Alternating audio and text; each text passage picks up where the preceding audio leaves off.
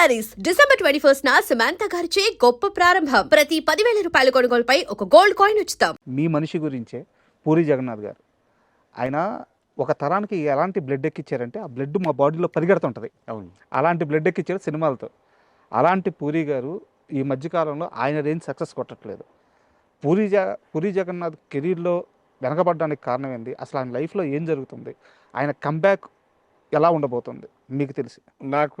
నాకైతే ఎటువంటి అంచనా లేదు. అతనితో నేను కలవలేదు. తమ్ముడు నాకు బిడ్డలాగా. కానీ నేను ఎదురుగుండా ఉంటే నేను కూర్చున్న వరకు అతను కూర్చోడు. అంత ప్రేమ ఈ రోజుకి నాకు ఉంది. బట్ నేను కలిసి చాలా కాలం అయింది. ఇప్పుడు కలవాలని కూడా అనిపించట్లేదు. ఎందువల్ల?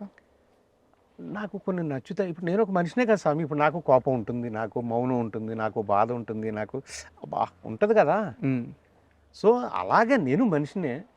సో ఆ పిల్లోడు నేను నేను నేను నేను నేను కాపు కాసిన పిల్లోడు. అతను కూడా ఓపెన్గా స్టేట్మెంట్స్లో నాకు డబ్బు లేనప్పుడు డబ్బు ఇచ్చాడు, వర్క్ లేనప్పుడు వర్క్ ఇచ్చాడు, ఇలా ఏదో ఆ అసోసియేషన్ ఉండేది మాకు. అతని పెళ్ళి కూడా నేను షూటింగ్ చేస్తున్న నా టెలివిజన్ దీంట్లోనే అతను ఈ అమ్మాయిని చూసి లవ్ చేసింది, లావణ్యని. సో ఏమో ఇప్పుడు ఆ రిలేషనే లేదు మాకు. లాస్ట్ ఒక 2 years 3 years క్రితం అనుకుంటా నేను మనం సైతం ఫంక్షన్కి పిలిస్తే వచ్చాడు, మాట్లాడాడు, చేశాడు, వెళ్ళిపోయాడు. ఏదో యాప్ చేస్తా అన్నాడు, చేయలేదు. ఆ తర్వాత నేను మా ఇద్దరికి కామన్ ఫ్రెండ్ ఉన్నాడు రామకృష్ణరాజు అని.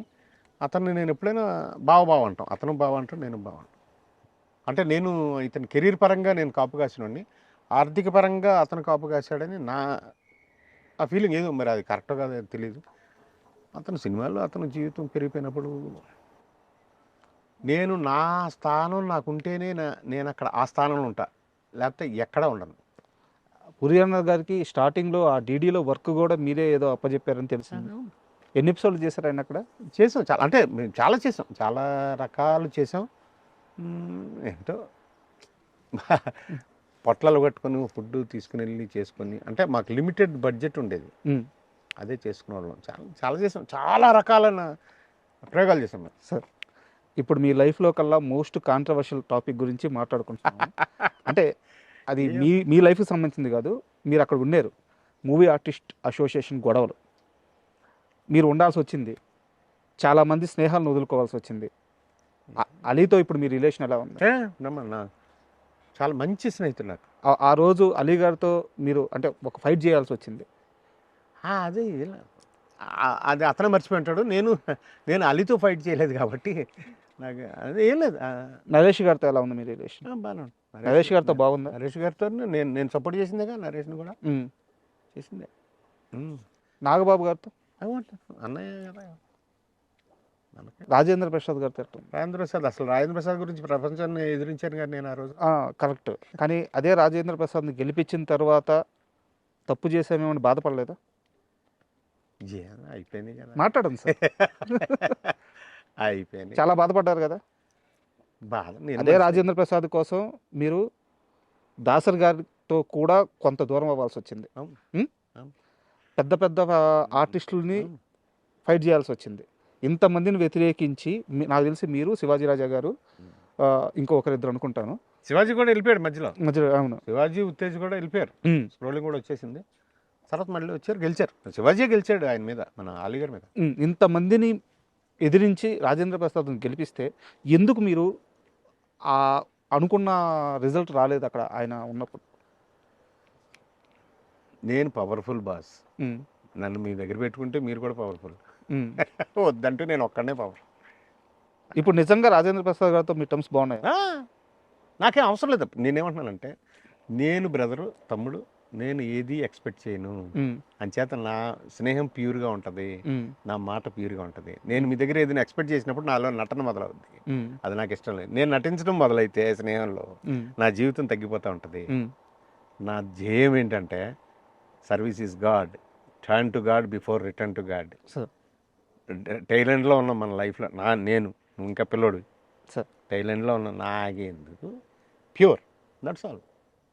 కరెక్టే, కానీ నేను అడిగిన ప్రశ్నలకు సమాధానాలు రావట్లేదు. నేనేమంటున్నానంటే, నాకు అవసరం లేదు నువ్వు నన్ను ఏదైనా చేయాలి బ్యాడ్గా అనుకుంటే అది మీ ప్రాబ్లం తప్ప నాకేం అవ్వదు. నేను నా చుట్టూరా విపరీతమైన విషపు పాముల మధ్యలో బతుకుతుంటాను నేను. ఈ సమాజం అలాంటిది. ఈ పాములు కాదు, ఈ పాములు నేను చెప్పాను కదా, తాచుపాము కూడా నన్ను చూసి అలాగ ఆగి వెళ్ళిపోయిందంటే నేను కూడా దాన్ని ఏమి చేయాలని అనుకోను అసలు. నేను పామును చంపాలని అనుకోను. అలాంటప్పుడు అలా సమాజం స్వామి. ఇప్పుడు డబ్బుకి విలువ పెరిగిపోయింది. డబ్బు విలువ కంటే భూమి విలువ మరీ పెరిగిపోయింది. విలువలు ఎప్పుడైతే వీటి మీద పెరిగిపోతాయో మనిషి విలువ తగ్గిపోతుంది. ఆటోమేటిక్గా క్రైమ్ రేట్ పెరిగిపోతుంది, క్రిమినల్ ఆలోచన పెరిగిపోతాయి. అప్పుడు ఎంత అప్రమత్తంగా బతకాలి మనం. పేపర్లో చూస్తున్నాం, మొగుడిని చంపేసే భర్తలు, పిల్లల్ని చంపేసే తల్లులు, ఏమిటి. సో అలాంటప్పుడు అప్రమత్తంగా ఉంటున్నప్ప. ఇందాక మీరు శివాజీ, హీరో శివాజీ మావాడు అని చెప్పి చాలా గర్వంగా చెప్పుకున్నారు. తమ్ముడు. అయితే ఈ మధ్య కాలంలో ఆయన చేసిన కొన్ని కామెంట్స్ ఇండస్ట్రీలో ఒక ప్రకంపన సృష్టించాయి.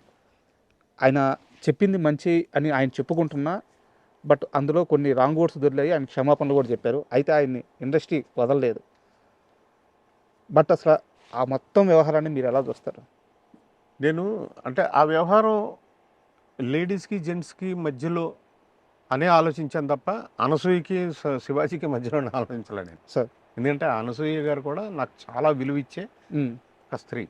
నాకు మా ఇండస్ట్రీలో మనిషి చాలా విలువ ఇస్తుంది నాకు. ఆవిడ కానీ ప్రగతి గారు కానీ వీళ్ళు నన్ను చాలా విలువ ఇస్తారు. నేను ఏదైనా ప్రోగ్రాం చెప్తా, ప్రోగ్రాంకి వస్తారు, చూస్తారు, అభినందిస్తారు. శివాజీ అయితే నా బిడ్డ, నా తమ్ముడు.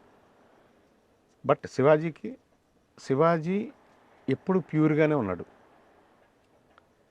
సమాజం పట్ల శివాజీ అనే వ్యక్తి ప్యూర్గానే ఉన్నాడు. నేను అదే నమ్ముతాను, అంతే. అది మించి అనసూయని అన్నాడు, అలా తుంకోలన్నా. అనసూయ కూడా మన అమ్మాయి కాబట్టి అనసూయని అనద్దని అంటాం. నేను అలా చుట్టలా. స్త్రీలకి పురుషులకి జరిగిన ఒక సంవాదంగానే నేను దాన్ని చూస్తున్నా తప్ప శివాజీ గురించి తీసుకుంటే శివాజీ ఏం చెప్పాలని అంత ప్యూర్గానే ఉంటాడు సార్. బట్ ఆ 2 మాటలు తప్పు. అతను ఒప్పుకున్నాడు, నేను ఒప్పుకుంటున్నా, తప్పు. That's all. Okay sir. And మీ దగ్గరికి ఇంటర్వ్యూకి వస్తున్నానంటే నాకు ఇండస్ట్రీలో పనిచేసిన ఒక అతను చెప్పారు, గుండు హనుమంతరావు గారి గురించి కాదంబరి గారిని అడుగు, వాళ్ళిద్దరిది మంచి రిలేషన్ అని చెప్పారనమాట. అంటే కాదంబరి గారు నాకు తెలిసి మీ సీరియల్స్లో కూడా చాలా వాటిల్లో చేసినట్టున్నారు. ఆయనకి సినిమాల్లో రాని సక్సెస్ అంటే వచ్చింది, చాలా సినిమాలు చేశారు కానీ అమృతం అనే ఒక సీరియల్లో వచ్చింది. అవును. గుండు హనుమంతరావు గారి గురించి ఏం చెప్తారు? మంచి కమెడియన్ బాసు, మంచి కమెడియన్, స్పాంటేనిటీ ఉన్నాడు, నలుగురిని కలుపుకోవాలనుకున్నాడు.